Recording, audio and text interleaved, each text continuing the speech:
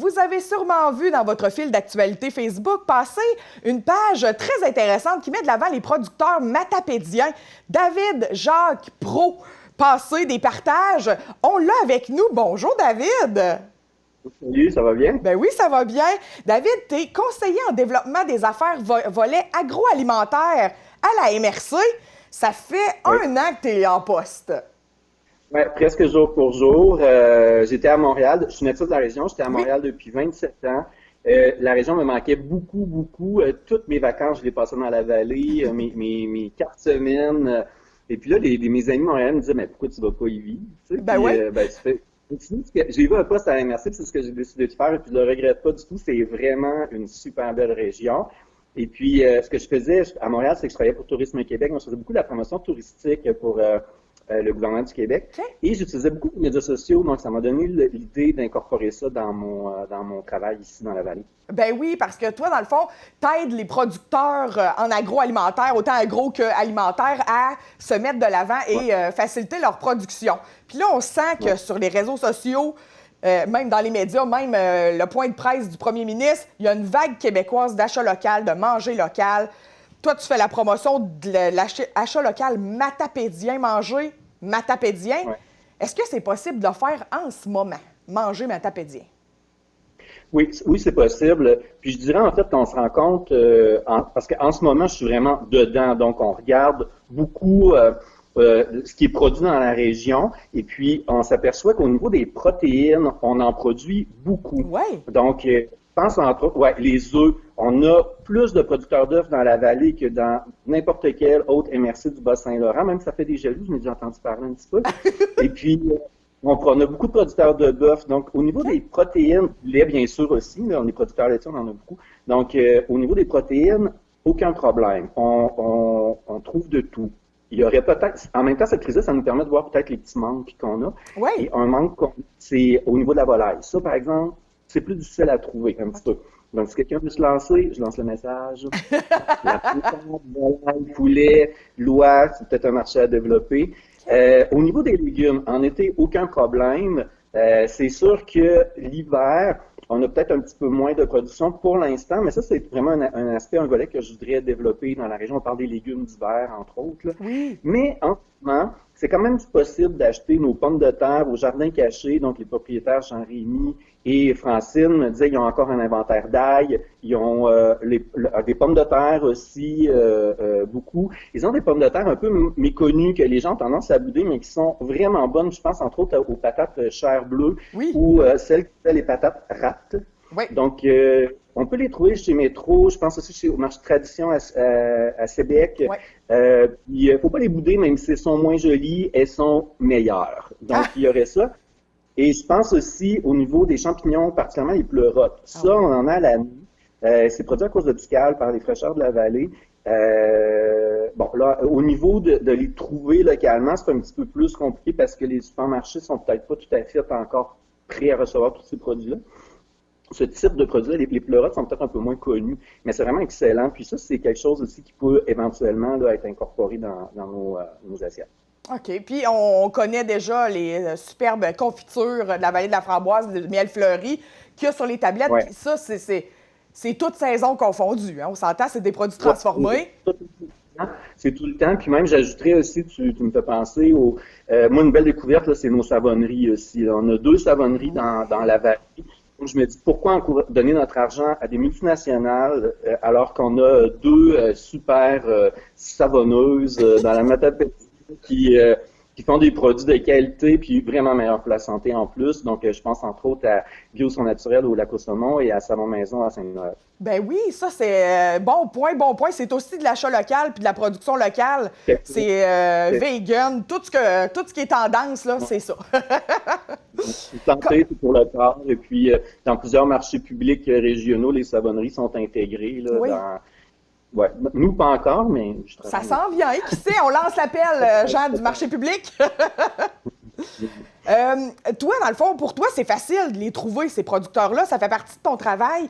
Mais nous, monsieur, madame, tout le monde, comment on fait pour trouver les producteurs locaux, trouver les produits québécois aussi en épicerie? Comment on s'y retrouve là-dedans?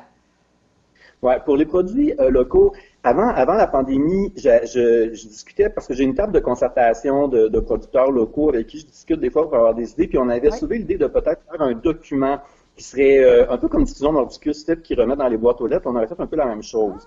Bon, là, on n'a pas eu le temps de le faire avec la pandémie, tout ça, puis ça sera peut-être probablement pas cette année non plus. Par contre, pour les besoins là, de gens qui m'écrivent, tout ça, moi j'ai un document, je suis vraiment pas un infographiste, là, mais j'ai fait un document Word avec la liste des producteurs, tout ça. Donc ça me fait plaisir de l'envoyer aux gens. OK. Ils peuvent m'écrire sur ma page Facebook. Là, je pense qu'on voit aussi mon adresse courriel au bas de l'écran. Oui. Donc, la MRC, donc ça va me faire plaisir de l'envoyer. Tout à l'heure, je parlais du marché public. Le marché public, c'est ça, on songe aussi peut-être à le prolonger à l'intérieur, disons peut-être en novembre, décembre, que ça pourrait être une autre possibilité de s'approvisionner localement. Ouais. Peut-être aussi un projet de marché de Noël. Ah. Mais ça serait, on en discute, là. Il n'y a rien de confirmé, mais c'est des projets, moi, qui me tiennent à cœur. Puis c'est sûr qu'il y a des supermarchés comme par exemple Vallée Fleurie, tout ça, le miel, on trouve ça déjà chez Métro, au marché Richelieu aussi, là, à Amkoui. Oui.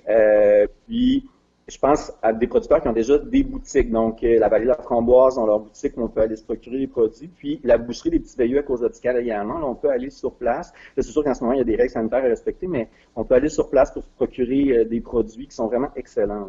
Oui, puis je pense que tous les producteurs de la vallée, ou presque, là, tu pourras peut-être me corriger, on peut même les contacter via leur page Facebook, puis passer nos commandes, puis on s'organise en respectant les règles et tout ça, là. On peut s'approvisionner en ce moment chez eux, là. Oui, tout à fait.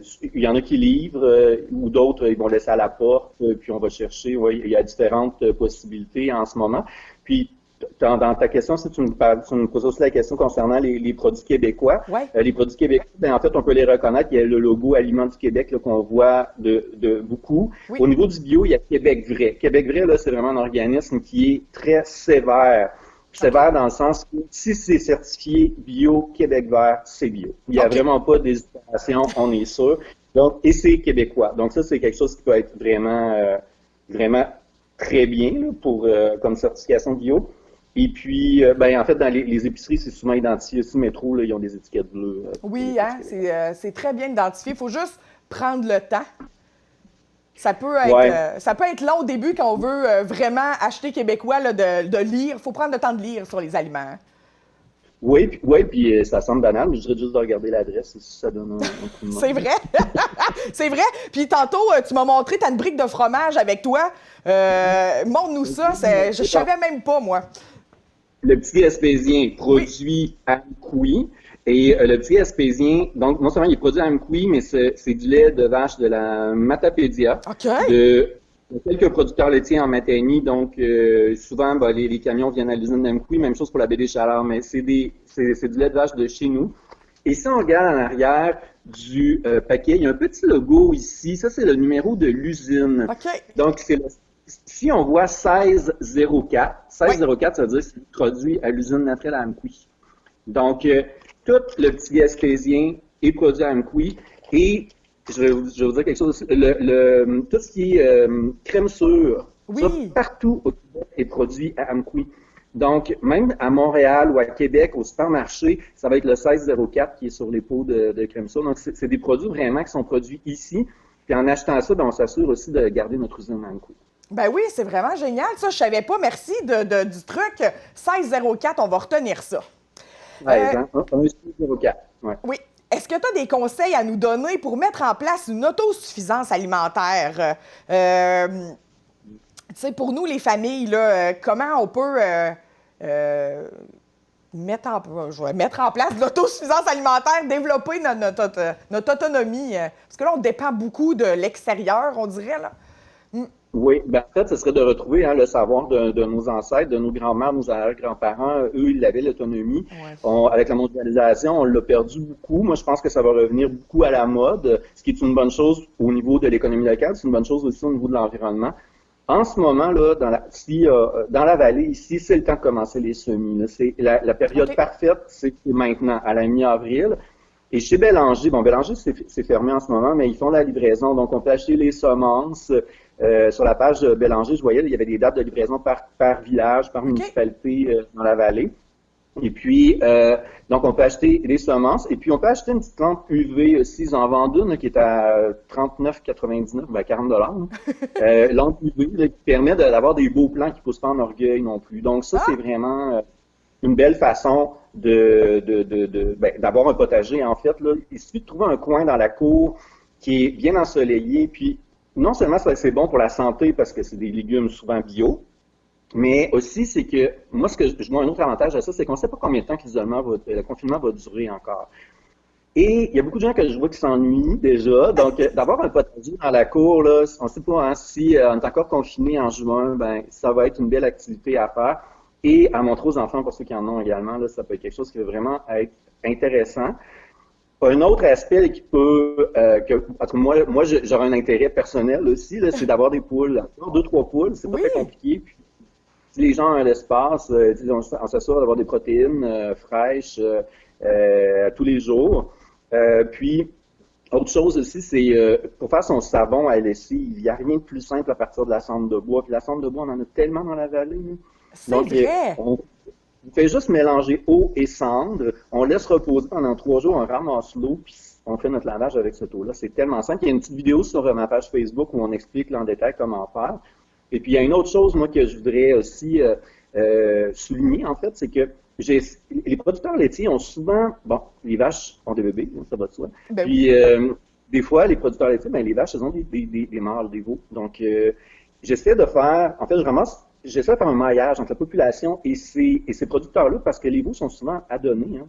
Donc, si les gens ont un espace, un champ, un petit bâtiment, puis qui veulent élever un veau, ils peuvent communiquer avec moi, je peux faire un maillage avec des producteurs, et puis en 6-7 mois, on a un beau veau. Mais ça, c'est intéressant. J'imagine qu'il faut aller valider avec notre municipalité si on a le droit d'avoir ça dans notre cour. Ça ne s'applique pas aux gens qui vivent au centre d'Amqui. Non, c'est vraiment, ça. Oui, non, il faut, oui, effectivement, pas de journée agricole, là, quand même. Oui, mais c'est une excellente idée. Écoute, j'ai un projet, moi. Je vais avoir des poules cet été, c'est sûr. C'est bien, c'est bien. Oui. Est-ce que, d'après toi, ça va être pensable d'augmenter le pourcentage de produits matapédiens dans notre assiette à moyen terme, là, on va dire? Pascal Bérubé prône beaucoup ces temps-ci la culture en serre, la production de légumes en serre. Penses-tu que c'est possible dans la Matapédia d'instaurer ça et d'instaurer tout le système de distribution aussi pour que les gens s'approvisionnent en aliments matapédiens? Ben, en fait, c'est un peu le but de mon poste, là, de mon travail aussi. Donc oui, j'espère que ça va être possible dans les prochaines, disons, 2-3 ans. C'est pour ça que bon, je travaille un petit peu à prolonger la saison du marché public, tout ça, donc pour que les gens puissent s'alimenter plus. En ces temps-ci, là, les épiciers sont vraiment très ouverts aux produits matapédiens aussi. Moi, j'ai une belle conversation avec M. Vallée du marché traditionnel à Sébec qui voulait faire du maillage avec certains producteurs parce qu'il place bien les produits matapédiens dans son épicerie. C'est un peu la même chose avec l'alimentation COSAP, COSAPICAL aussi. Puis, il n'y a pas de raison, moi, je trouve, d'acheter du sirop d'érable qui ne viendrait pas de la vallée. On a des producteurs en ce moment, puis eux, ils sont frappés de plein fouet. Là. C'était la saison des sucres. Là. Donc, leurs salles à manger sont fermées, donc on peut les encourager en achetant leurs produits. On en a plusieurs, là, des cabanes à sucre dans la vallée. Oui. Puis, si on veut avoir la liste, on peut aller sur ma page Facebook aussi ou m'écrire en privé, puis ça me fait plaisir. OK. Fait que oui, c'est possible. Moi, je suis très matapédienne. J'adore ce que j'entends en ce moment. Okay. J'adore ça. Moi, je reviens là, sur le petit Gaspésien. Moi, je suis un fan. Là, puis, quand je vais faire l'épicerie et que je vois les gens du petit Québec là, qui est fait en Ontario là, dans leur panier, je me dis tabarnouche. Là. Hein, on lâche le Crackle Barrel puis on prend le petit Gaspésien. Ben oui, puis crème, on le sait pas. On le savait pas. Fait que là, on va le crier sur tous les toits. Le petit Gaspésien, c'est fait à Amqui avec du lait d'Amqui. Hey, c'est de la vallée, en fait. C'est pas rien, là. Non, c'est pas rien. Puis en plus, ils augmentent même il y a tellement de touristes parce que le nom attire beaucoup les touristes. Donc, ils augmentent la production l'été. Ils en font beaucoup plus parce que tout autour de la Gaspésie, c'est vendu, ce produit-là. Puis les gens l'achètent à cause du nom. Ben oui. Donc, il y a pas de raison que nous, on l'achète pas. Et voilà. Il y a nul n'est prophète en son pays. Hein? On dirait bien que... Ça s'applique à ça. J'ai été élevé avec ça. Mon père achetait toujours, mes parents achetaient toujours le petit gaspésien, fait que je suis resté vraiment, vraiment accroché à ça. C'est correct, ça.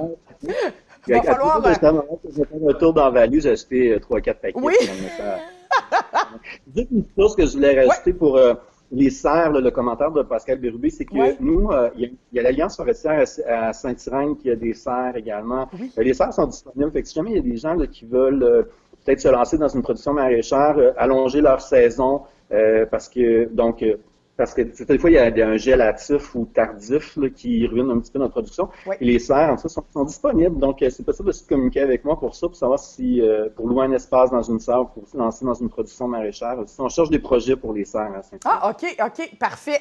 Et en terminant, David, peux-tu nous donner des façons de soutenir nos producteurs locaux tout au long de l'année, mis à part aller acheter leurs produits, là? Est-ce qu'il y a d'autres façons qu'on peut soutenir ces producteurs-là?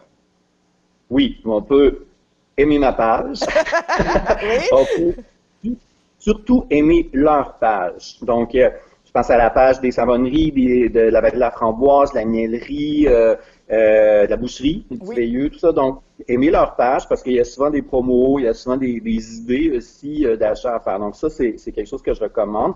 Et surtout, ce que je demanderais aux gens, c'est de demander à leurs épiceries d'avoir des produits matapédiens sur les rayons, sur les étalages, parce que des fois, ils ne sont pas présents. Il y a certains épiceries qui sont moins ouverts que d'autres. Oui. Donc, il faut faire un petit peu de pression, de la gentille et douce pression pour demander des produits d'ici, sur les rayons. OK. Puis plus on demande, plus à un moment donné, ils n'auront pas le choix de les faire mettre sur les tablettes. Hein? C'est ça, c'est comme ça que ça marche. J'imagine. Hein? Le client a toujours raison. Ben oui, voilà. Ben merci beaucoup, David. On aura l'occasion de se reparler. C'est très intéressant. Puis là, la saison d'été commence et tout. On aura l'occasion de se reparler assurément de tout ce qu'on peut retrouver dans la vallée d'agroalimentaire. Ben, ça va me faire plaisir. Merci Une bonne beaucoup. journée. Bye-bye.